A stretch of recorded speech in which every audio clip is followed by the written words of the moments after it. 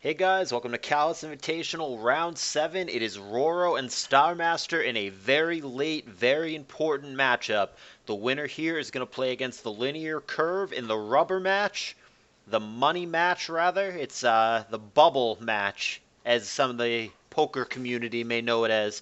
Basically what it is, it's the fourth place match, and whoever does not win is going to be the only guy left in the tournament to not make money. They'll be out in fourth place. The winner will be guaranteed third or better and will take home, at this point, what is a minimum of over $200 with our very, very hefty 1220 prize pool, which you guys can still donate to even this late in the game if you'd like. So like I said, the winner here is going to face Linear in that match, in the rubber match, bubble match, whatever you want to call it, the money match. And the loser here is simply going to be out just short out of the money, but it's going to be a great, great run. So let's not get too far behind the action here. McMeghan, Roro, he's on the bottom. Starmaster is on the top. And looks like a mixed or balanced team of some kind. Maybe like a balanced TSS from Roro. Looks like a physical or mixed offense from Starmaster, which is an archetype that he is favored for, I mean, at this point, 2 years in a row, basically. He used a lot of this last year as well in this tournament. He's going to catch my Lotic with Explosion. I don't know if that was the intended target or not for Roro. Starmaster for sure has to be happy with that trade. Trading the damaged Metagross for the bulky water outright, I think, has got to just be a good trade. Whether or not Roro has a backup bulky water or some kind of other plan for what could potentially be a Salamence or some kind of aggressive sweeper in the back of Starmaster is yet to be seen. But it's interesting that he goes to the Lax again, which is paralyzed here. And Roro doesn't want to give any new information away either. He's going to go to Tyranitar. We've seen here that it does have lefties. It's a Thunder Wave set. We actually could be looking at a Sandvale team. That's usually what the Thunder Wave indicates. So we might be looking at a Cacturne and/or Gligar in the back for Roro, which would be obnoxious for any opponent, but certainly for Starmaster in this case. That being said, generally speaking, and this is just a very general statement, like I said, this is not a be-all, end-all, but in my experience, the more aggressive a team is, as in general, the more offensive a team is, the better it is against Sandvale. The harder of a time both the Cacturne and the Gligar have of actually setting up.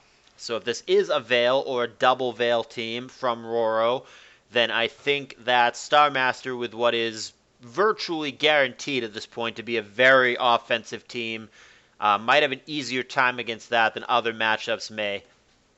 All that being said, Roro did win the 1v1 there with the T-Tower and the Lax, which neither one was willing to swap out of. They just let it run its course. I think on that last turn, where a full para kicked in for Star, unluckily, he was probably going to self-destruct, but didn't get there. And my suspicions are confirmed here, rather. And yep, Starmaster here, you bitch, he says in the chat. I guess he wasn't sniffing that out, or I guess he wasn't going to call him a bitch until until it got shown. But there is the Faster Doll Explosion missing into the Cacturne. And the Sandvale BS that we saw a lot early on in the tournament, but haven't seen as much in recent rounds. The Sandvale BS begins.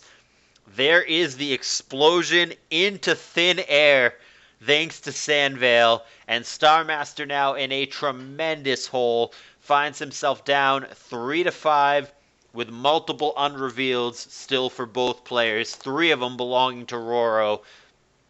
Gyarados coming in here, attempting to get some momentum going for Starmaster, who, like I said, is clearly behind after exploding into the nothingness that is Sandvale. Obviously, Explosion, one of the absolute most frustrating and backbreaking moves to miss when it comes to Sandvale. That is going to be right up there with the worst possible things that you can miss. Here comes Arrow, and there is a substitute for Gyra. Might be sub DD, might be some weird like sub Thunder Wave 2 attack set that doesn't actually have DD. Even if he does have DD, he's not going to beat Aerodactyl here unless he also has HP Rock, which some of them do carry. There's a Rock Slide miss for the Aerodactyl. And it is Hidden Power Flying coming back from the Gyra. So obviously doesn't have HP Rock. Can't have both. There's Rock Slide and Hidden Power again. So basically just getting what damage he can off on the arrow while he's behind the substitute. He no longer is behind that substitute. So the Gyra is going to have to get out of the way. It will not survive the CB Rock Slide. Oh, wow. He stays in. He actually misses another Rock Slide. Unlucky for Roro. He's actually missed 2 out of 4.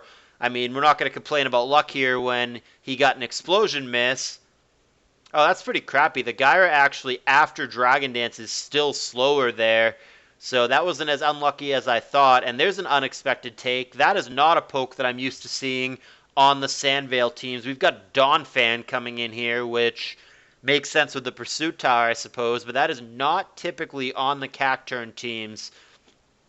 There's Earthquake. Starmaster fishing for a flinch, doesn't get it. This one pretty quick. 5-minute game 1, 22 turns. Just like that, Cacturn with the W. Roro doesn't even show his last poke. Starmaster, just like that, is down a game. Gonna have to rattle off 2 in a row. This might be a quick set. This is certainly not the way, both with Cacturn and in 5 minutes, that Starmaster is looking to go out of this tournament, so he is going to have to refocus. Now, of note here, Starmaster has made money in this tournament before. He was a third-place finisher in CALLOUS Invitational, I believe, 2. And he made a little bit of money there. Roro, this is his third attempt at playing in this tournament, as it is with Starmaster. And Roro has not made money in this tournament yet. Now, he's not guaranteed money. If he were to win here, like I said, he would have to go through linear. But the reason that I'm bringing up this point is because if Starmaster were to win here, Starmaster versus Linear would be the next match, both of which would have made money before. So there would be a guaranteed repeat money winner if that matchup were to come to fruition, Starmaster against Linear. But if Roro wins and then he proceeds to beat Linear, in that instance, we would have 3 brand new players guaranteed money, because both the players in the winner's bracket right now, that would be, of course, Undisputed and Ban Manaphy, neither of them have made money in this tournament before. Undisputed has played in all 4 of these, and finally, in his 4th attempt, makes some cash money that he definitely deserves. And then on the flip side of that, Ban Manaphy, man, where did this guy come from? He's been around for quite a while. He's a veteran in the competitive scene, but only recently, only this year, I don't know if he took the game more seriously and stepped it up or what, but all of a sudden, Ban Manaphy is just one of the best players in competitive Pokemon. 2 insane runs in different cups and Classic, and now here he is. After winning Black-White Cup and coming in second in ADV Cup, here he is in the top 3 no matter what happens, and in legitimate contention to win CALLOUS Invitational in his very first attempt. He is going to be a very expensive SPL purchase for somebody when the time comes. But yeah, obviously with him playing this tour for the first time this year, obviously couldn't have made money in the tour before since he hasn't played it before. So we are just waiting on the second game here. Bit of a pause in between. I can't say I blame him. I mean, from Starmaster's perspective, I definitely would tell Roro that I need a minute. I would get up, I would pace a little, I would get a drink. Definitely would need to cool my head after getting blown out in a one-sided 5-minute game 1 that was all Roro basically the whole damn time. Star is going to have to make sure he doesn't tilt. He's going to have to bring the right teams, make the right adjustments, and get back in this. And he's very capable of doing this. Star is an incredibly consistent player across multiple tiers. Very, very good at ADV. You don't make money in this tour and always go deep in this tour for nothing. And he's going to try to rally back. So here we are. Here's the start of Game 2 about 3 minutes later. Got to switch the sides for continuity. It's going to be Roro again on the bottom. That's McMeghan, of course. You guys all know that by this point. And we've got Salamence on the top. So Salamence is basically universally hard countered by Milotic. Milotic is generally the best counter to Salamence in the game, regardless of the set, because it basically beats all the sets. The one that it probably has the most trouble with is CB-Mence, but it's okay against that as well. And any set that isn't CB-Mence, it just absolutely dunks on. So Back-to-back games, Roro has opted to bring Milotic here. Starmaster bringing something completely different from the previous game. He's got Salamence Blissey here, as opposed to his Metagross Lax Gyarados offense that he had brought in the previous game. Surf going on, and soft-boiled. Blissey was hit with that early Toxic, so is getting chipped down here a little bit. And Star has opted for a Fortress team this time, which is making an appearance now. Here's an immediate Magneton, and Star does not check for it. And there is the hidden power that he's going to miraculously survive. That must have been a horrendous damage roll, and or the Magneton is nowhere near max special attack. Only doing 81 there is about the worst HP fire I've ever fucking seen. And it's going to enable the Fortress to get a second layer of spikes. Unclear if Roro has a Rapid Spinner or not. He very well could have a very stall-oriented team here, or he could be a physical offense here that just happened to lead with Milo. There could be things like Lax, Meta, T-Tar, Salamence, that kind of stuff in the back for Roro, or not. But it's very clear what the archetype is for Starmaster. Looking at one of these traditional Moltres stalls, probably looking at a T-Tar and a Swampert in the back. Could be like Gengar Swampert, something along those lines. But T-Tar Swampert, I think, is pretty standard for the last two in this position. And Roro figuring out how he wants to respond to the Moltres. But both the Moltres and the Salamence really have difficulty with Milotic, so this seems like a very good matchup for the Milotic and for Roro in that regard. That being said, with the two layers of spikes down, it's a little bit trickier. Milo cannot switch in forever, especially if it gets hit with things like Will-O-Wisp or gets roared out when it comes in, or if it gets on the bad end of a crit, of an HP Grass, or whatever. There's definitely things that can happen here to make the Milo not as good.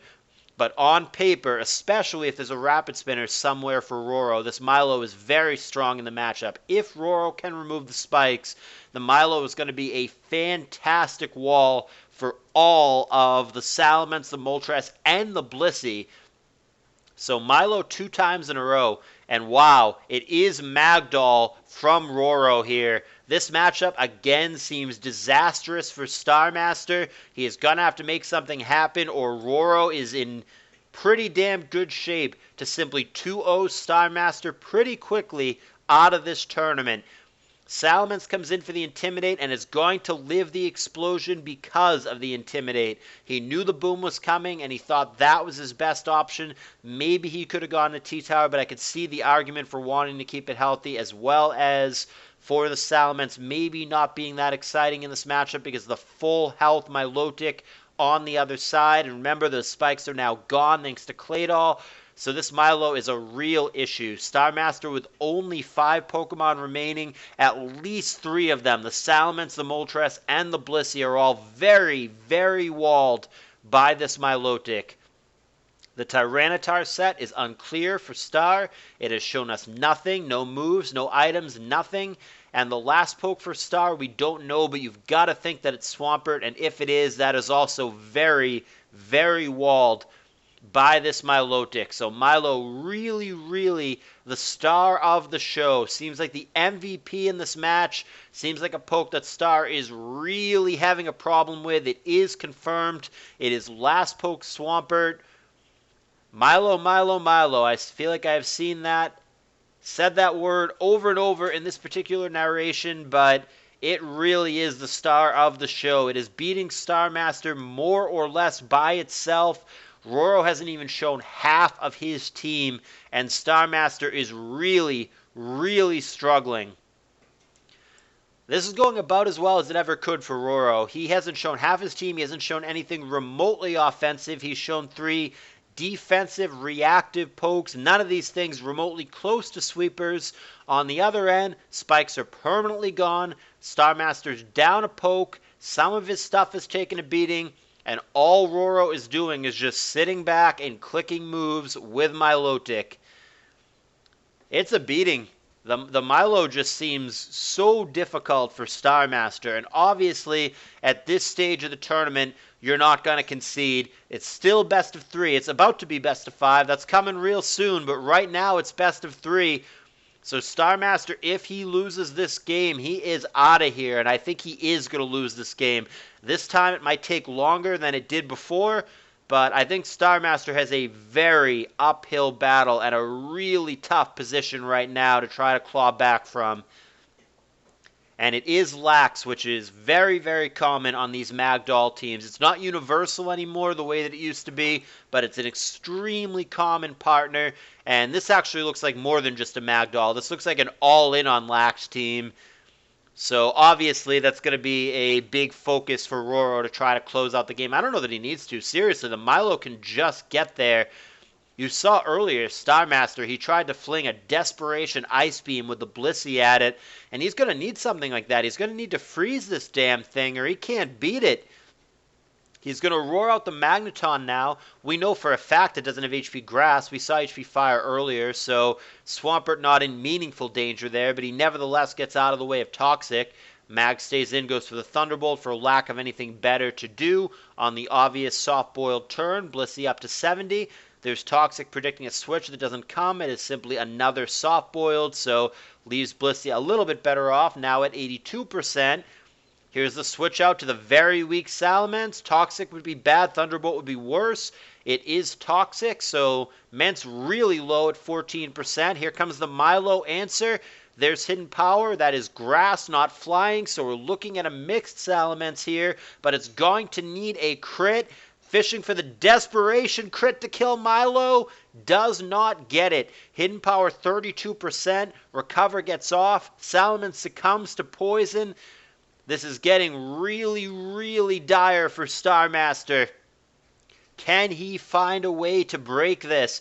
Gonna go to Moltres. Might again be fishing for a desperation crit here. He might just click HP Grass and pray to get there. That is exactly what he does, but it doesn't come, and now Milo should be out of crit range. Gonna go for it, and the crit lands, but it is just short, and Recover happens. He's gonna need another crit. Back-to-back crits going to be necessary for Starmaster. Doesn't find it. But now Milo is not out of crit range, so if he can find a critical hit here, he'll get him. Goes for it again. Doesn't come. There's the Recover, and again, Milo is safely out of critical hit range. Starmaster now, I think, is officially in big trouble. He's been in trouble all along, but now I think he's really boned. Don't know how he gets out of this, but he gets out of the way. He's not willing to lose the Moltres to the Milotic. He's going to go to Bliss and fish probably for a desperation freeze once again. There's the Ice Beam, and he finds it. He freezes the Milotic finally. A glimmer of hope for Starmaster. Can that freeze be his saving grace? Here comes the Moltres trying to kill the Milotic with HP Grasses before it thaws. Can he do it? There's Hidden Power. Roro not going to leave it in. He switches to Magneton here. Moltres has shown Flamethrower, so we're not fishing for Fire Blast misses here. Flamethrower would be good enough, but he has to be careful. If he Flamethrowers into the Milotic, he will thaw it out. I think Starmaster should go to Blissey here. I do not think he should take the chance. I think he either goes to Bliss or he goes to Swampert here. I do not think you Flamethrower here trying to kill the Magneton. He runs the risk of insta-thawing the Milotic, and he absolutely needs that Milotic to stay frozen and never thaw if Star thinks he has a chance to win this game. And that is exactly what Roro goes for. He immediately pulls back to the Milo, hoping to be hit by a Flamethrower. Totally the right play, and I 100% agree with Star not allowing this to happen. I don't get why Milo went for Refresh there. That doesn't make any sense, because if he thawed out, there's nothing to refresh. But the bigger picture issue here, even though I don't think Refresh was the right play, maybe he was just conserving PP, but the bigger picture issue here is that the Milotic thaws. That is not the long freeze that Starmaster needed, and he is now desperately fishing for another freeze, now that the Milotic is online again. Surf and Soft Boiled respectively. Blissey with that Toxic clock on it is not going to be able to stay in and do this forever. Here comes the last poke Tyranitar, which is not what I thought it would be. Interesting team that Roro has here, so it might not be all in on Lax unless this is a Pursuit Tar, which it could be, but I think you just go Umbreon if that were the role. Maybe it is a crunch pursuit tower. He gets a crunch off here, and Starmaster, who is already behind, is going to be a victim of a Specs drop and a Toxic miss. He's now going to surf in turret range, doing a whopping 74%. He's now going to protect. It's now crunch, so the crunch pursuit game is going to continue here. Starmaster successfully navigates it. He goes to the Blissey there and avoids getting pursued on the way out. Great maneuvering for Starmaster there, outmaneuvering Roro, but he fails to capitalize on the follow-up, toxicking into the Magneton. He's going to have to eat his own toxic. He's going to go for Seismic Toss, which, by the way, guys, is pronounced Seismic Toss. Little fun fact, because my wife and I have been playing Pokemon Stadium, and the stupid announcer calls it Seismic Toss, whatever the fuck that is. But back to it. Blissey and Tyranitar, Crunch and Seismic Toss, respectively. The Bliss is going to be on a clock here with the Poison. T-Tire 32%. Out of the way for Bliss, and Tyranitar comes in on a Crunch. He gets Specs dropped here, which might matter should HP Grasses come. Here's Moltres hoping that it's an HP Grass, and indeed it is. Great pivoting for Starmaster, reading Roro really well. He's going to come up short with Hidden Power. He's going to be hit by Crunch, which feels like it has a 100% chance of a Specs drop in this game. Specs drops everywhere, favoring Roro. But the momentum is temporarily with Starmaster, who could make a big play here. He could land a Will-O-Wisp on something on the switch. He could get a knockout if he makes the right play. And Roro is going to let it go. Down goes T-Tar, and we have a quote-quote tie here, air quotes, at 4-4. But I still think Roro with an overwhelming advantage because of Star's inability to break the Milo. Devastating switch there. Dugtrio going to catch Blissey. Starmaster slipping up at a bad time and is now going to have to be bailed out by luck. There's Magneton getting Flamethrower down. Again, air quotes tie at 3-3, but this Milotic is tightening its stranglehold. How do you get out of this if you're a Starmaster? The answer might be that you don't, but he is not going to concede. He's going to let Swampert go. He falls behind 3-2. Tyranitar is going to have to get him there. It's shown nothing.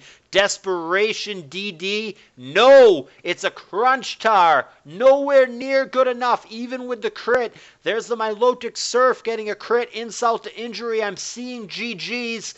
This is a one-turn window. There must be a Hidden Power crit, and there is not. Surf is going to end it. This game takes longer than the first, but it is once again wire to wire. Roro over Starmaster with a definitive 2-0 series sweep. Starmaster with another deep run in CALLOUS Invitational, noting that he beat Asta and Tama to get here. So Starmaster obviously a very capable and worthy ADV player, but it is going to be Roro with the victory at the end of the day, and he is going to find himself against an opponent that he has twice lost to in high-level tournament play. That would be the Linear Curve. He's got to get past him to make that cash money, or Roro will be so close, but so far. Cannot wait for that set. Should be very hyped for the Smogon crowd. It is going to be for the 4th place Money Bubble match. Roro versus the Linear Curve in the next round. I will see you guys there.